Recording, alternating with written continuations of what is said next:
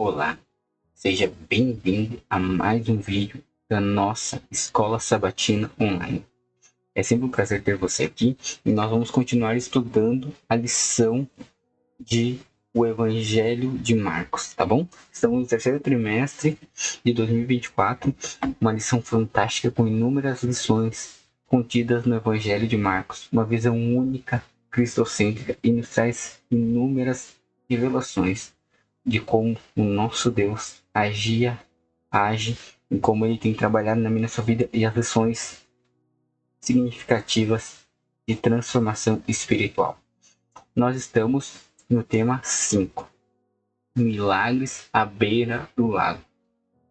E como é bom ter você aqui, por isso eu peço a você, se inscreva nesse canal, compartilhe com a sua igreja, com a sua classe Escola Sabatina.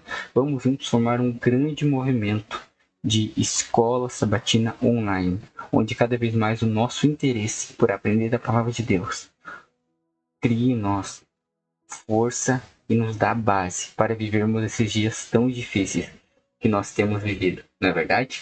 Bom, a lição de quarta-feira, ela trata com o tema rejeição e aceitação.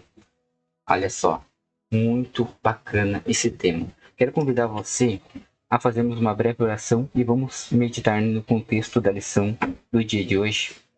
Senhor Deus, ao abrirmos a tua palavra, que possamos, Pai, entender cada verdade contida nela. Nos ilumine e nos ajude a partir de agora para sermos grandes alunos e aprender com o Mestre. Por Jesus. Amém. Bom, a lição aqui, ela vai trazer um paradigma, no caso, assim, luz a 3 histórias sistemáticas. Naquele mesmo efeito e formato sanduíche, que são várias camadas de histórias que acontecem entre elas. E, resumidamente, começa uma, não terminou, ainda já estamos em outra e ainda avançamos para mais um outro contexto. Por exemplo, a lição aqui ela começa falando a respeito da fama de Jesus, ou da má fama que Jesus adquiriu com os seus contemporâneos por ele ser quem ele era e fazer o que ele estava fazendo. Eu acho até interessante que a lição ela começa dizendo assim, ó, normalmente quando alguém ou uma pessoa que veio de uma cidade pequena se torna popular, os habitantes do lugar ficam muito contentes. Mas no caso de Jesus em Nazaré não aconteceu. Jesus foi extremamente tratado mal, foi descortês, foi muitas vezes desrespeitoso. As pessoas não estavam vendo com bons olhos as atitudes que, entre aspas, elas achavam que Jesus estava tendo. Porque conheceram um menino que cresceu ali e era carpinteiro, agora volta como doutor, senhor das leis, um conhecedor profundo dos planos de Deus, um mensageiro de Deus, o Filho de Deus. E isso pode ter trazido muita hostilidade, mas principalmente os relatos aqui, a lição ela aponta, porque talvez Jesus ter feito muitos milagres fora de casa. Quem de nós nunca ouviu também acreditado, né? Santo de casa não faz milagres. Quantas vezes a gente às vezes não quer influenciar um parente, um amigo, alguém a aceitar Jesus e a gente diz, não, eu sou muito próximo dele. A minha presença ou a minha palavra, o meu exemplo não vai ter um efeito. Às vezes a gente prefere, fulano, você ali que talvez não é tão conhecido, se você falar, ele vai ouvir melhor que você. E Jesus estava enfrentando esse dilema. Ele também, a lição apresenta que ele teve lições passadas ali, a gente viu um conflito com a sua família, que eles não estavam bem entendendo o conceito do que Jesus precisava fazer. Jesus precisou colocar cada coisa no seu devido lugar, mostrando a importância do posicionamento, a importância da visão que a gente precisa ter e de algumas coisas que para servir a Deus a gente pode até correr risco de perder, mas a gente precisa escolher primeiro o reino de Deus e a sua justiça e as demais coisas lhe serão acrescentadas. Então a gente viu que nesse paradoxo aqui Jesus estava cumprindo a missão, mas aos olhos do seu ele estava de uma forma equivocada ou não estava sendo bem visto, estava sendo ridicularizado, deixado de lado e até sendo tratado com hostilidade por quem deveria abraçar essa mensagem. Tanto é que a palavra nos diz, né, que Jesus veio para os seus e os seus rejeitaram. Não é que rejeitaram a Deus, mas rejeitaram a mensagem, rejeitaram o Salvador e rejeitaram principalmente o que Deus esperava que eles fizessem. Porque eles estavam tão focados em um Jesus que eles achavam que conhecia, que não entenderam quem Jesus foi, mas quem Jesus precisava ser e o que Jesus precisava fazer. Jesus não poderia ser somente um menino que cresceu ali sendo filho de José e Maria. Quando Jesus começa o ministério, ele começa ali fazendo os discípulos, ele começa implantando e falando a respeito do reino de Deus, da sua justiça, mostrando a respeito do amor, a respeito da graça, a respeito da libertação em Deus, das curas que Deus fazia, mas ele precisava cumprir a obra restauradora, restauradora de vidas e de corações. Ele nasceu como um bebê numa manjedoura, mas o foco da sua missão sempre foi sendo a ovelha que tira o pecado do mundo, sendo sacrifício vivo, santo e agradável, que pelo seu sangue puro nós fôssemos comprados e restaurados. Às vezes é difícil para as pessoas entenderem. A gente tem vivido num tempo, não é verdade, meu amigo e minha amiga, que as pessoas têm pintado Jesus de todas as formas. As pessoas hoje em dia querem ver Jesus de todas as maneiras, como um empresário, como o dono da prosperidade, como um ser de amor, como uma energia positiva, como uma mitologia, como uma história para contar para os outros, como um imaginário, como uma invenção. Tentam descredibilizar, diminuir, tentam minimizar, mas poucos têm visto como Jesus precisava ser visto ou entendendo quem Deus era e a grande missão que ele teve e quando a volta dele acontecer, as consequências disso.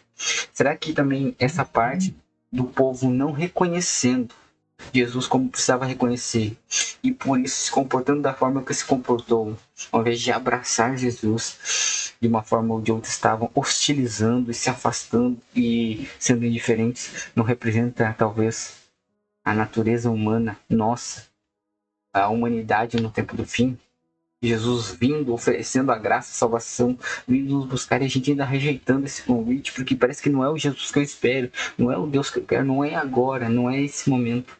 E a história daí avança agora na lição também nos trazendo uma visão a respeito agora de quando Jesus começa a pedir para que os discípulos comecem a ir em dois, duplas missionárias, começando um ministério e indo literalmente sendo os portadores, levando a mensagem a qual eles estavam ouvindo para não ser somente ouvintes, mas praticantes. Então agora eles começaram a ir, e o que a lição aponta que é interessante, que eles precisavam se tornar missionários dependentes das pessoas a qual serviam, o que ligaria aqueles que precisavam da sua mensagem. Traduzindo, eles precisavam viver, se relacionar, criar vínculos com aquelas pessoas em todos os aspectos. Eles não poderiam ir com dinheiro, ir com estrutura, ter tudo, porque senão não precisariam de nada. Mas a falta de algumas coisas, principalmente talvez de alimento, de pouso, de lugar para dormir, de onde recostar a cabeça, isso faria com que a mensagem, com que a presença, com que a influência da mensagem fosse potencializada, porque que melhor lugar para dividir conversas, criar vínculos e laços, por exemplo, como a mesa. A hospedagem, a empatia, as amizades, os vínculos que aproximaram, ajudando um forasteiro, dando de comer, dando de beber. Todas essas eram armas e principalmente estratégias para aproximar as pessoas do desconhecido para o conhecido. Então, quando Jesus pede para que os discípulos vão dessa forma, eu creio que também é um chamado para mim, para você, numa visão que a gente hoje em dia vive muito acomodado. Ah, a TV pode fazer isso, a mídia pode fazer aquilo, ah, a rádio pode fazer isso, um folheto pode fazer isso, o obreiro da igreja, o pastor. Tem certas coisas, meu amigo e minha amiga, que Deus pede para que nós, seus filhos, seus servos, seus mensageiros, façamos. Pode parecer cômodo e fácil delegar para outros certas coisas, mas pense, a vontade de Deus é o quê? Que eu seja um telespectador da mensagem de Deus ou que eu seja participante. Deus queria promover nos discípulos e nas missões solos deles, missões solos no caso, as missões que eles estavam indo sozinhos, em grupos ali menores de dois, no caso duplas, o espírito de dependência, espírito de empatia, o espírito de entender que Deus iria prover os recursos que eles precisavam apenas ir, que ao ir deles, Deus iria responder e que seria uma benção. Confiar em Deus. É esses momentos que fortalecem a jornada cristã. Talvez os primeiros passos deles para entender o que Jesus gostaria que eles fizessem lá na frente. E aí entramos agora na parte da história do contexto da lição que agora apresenta a respeito de João Batista. um grande profeta do seu tempo que pronunciou e anunciou a vinda do Messias, a qual ele o batizou, mas agora ele estava preso, onde foi pedido a sua cabeça e ele morreu literalmente, perdendo a sua cabeça, deu a sua vida. Por quê? Porque ele matou, porque ele roubou, porque ele ofendeu, porque ele machucou? Não, porque ele foi autêntico e falou e chamou o pecado pelo nome. Ele confrontava. Então, automaticamente as pessoas e o pecado se sentia de uma forma ou de outra incomodado. E foi-lhe pedida a cabeça por João Batista ser quem ele era, falar o que falava, ofender a esposa, ofender a princesa, ofender o próprio rei, ofender a sociedade como um todo, porque ele falava: você está em pecado e você precisa entender que você precisa mudar. Isso mostra literalmente, assim como apontava também para as consequências futuras que a lição aponta, que Jesus e os próprios discípulos passariam com os opositores, que seriam cada vez mais ferrenhos em perseguir, em oprimir e tentar silenciar as suas vozes, o que a verdade tem um preço. Mas a gente precisa entender que a gente precisa estar disposto a falar a verdade e a viver a verdade. Nós temos vivido num mundo que cada vez mais parece que para evitar problemas nós temos que ficar em silêncio. Quanto menos falar, melhor é. Mas será que Deus não tem um convite para que o povo dele não se caia?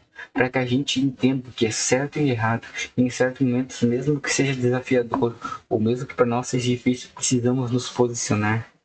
Deus tem um povo que se posiciona. Deus tem um povo que leva os seus princípios. Deus tem um povo que segue os seus mandamentos. E Deus tem um povo que não se curva ao pecado e ao inimigo. E sabe o que é interessante?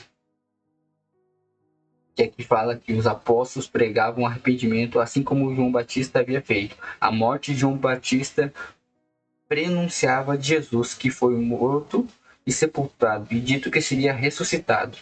Olha que interessante, como eu falei, aqui todo o contexto do que aconteceu com João Batista era um prenúncio do que aconteceria com os defensores da palavra de Deus. Mas a gente não precisa temer, a gente precisa compreender, meus amigos, que tanto Jesus, no seu ministério, mesmo os seus não aceitando, ele cumpriu o seu ministério, ele seguiu o que Deus queria que ele fizesse, o que ele precisava fazer. Mesmo quando a gente acha que está desamparado, como a lição aponta, no sentido de irmos para lugares desconhecidos, sem eira nem beira, sem proteção nenhuma, totalmente sozinhos. Com Deus não estamos sozinhos. Onde Deus te colocar e me colocar, nós devemos florescer.